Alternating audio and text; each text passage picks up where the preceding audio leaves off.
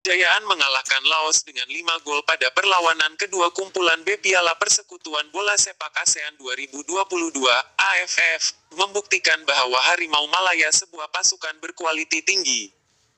Selepas menewaskan Kamboja 1-0 pada perlawanan pertama mereka pada Rabu, Ketua Jurulatih Bola Sepak Kebangsaan, Kim Pan-gon berkata, beliau dapat merasakan keinginan anak buahnya untuk menjaringkan sebanyak gol yang mereka mahukan. Pada perlawanan yang berlangsung di hadapan 29,961 peminat di Stadium Nasional Bukit Jalil, kami berhadapan dengan keadaan sukar pada separuh masa pertama karena Laos bermain dengan baik dan tidak memberikan kami banyak ruang untuk menjaringkan gol.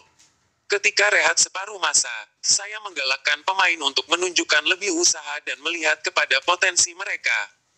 Kami tidak boleh hilang peluang yang diperolehi karena kadangkala ia suatu yang sukar didapati. Saya gembira pemain saya berikan reaksi yang bagus, separuh masa kedua, dan mereka tunjukkannya karena mereka itu pemain yang bagus, tetapi saya rasa kita sepatutnya boleh menjaringkan lebih banyak gol, katanya pada sidang media selepas perlawanan, malam ini. Ketika ditanya sama ada momentum yang sama dapat dibawa ketika bertemu juara 2 kali Vietnam pada perlawanan seterusnya di Hanoi, jurulatih dari Korea Selatan itu hanya menyatakan, kami bercadang untuk menyerang mereka. Jurulatih berusia 53 tahun itu juga memuji pemain pertahanan Ahmad Fuzaimi Pie, selepas beliau mahu duduk di bangku simpanan walaupun masih dalam pemulihan, selepas cedera ketika perlawanan bertemu Myanmar di Stadium Tuuna, Yangon.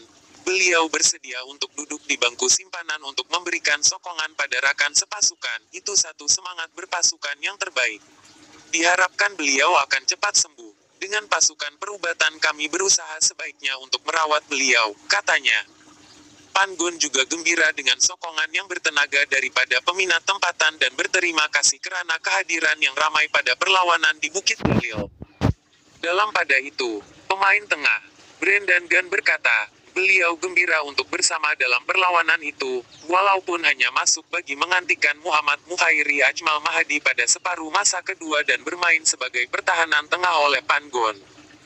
Saya rasa pasukan kejurulatihan telah menilai ke semua pemain, mereka tahu kekuatan dan kelemahan kami.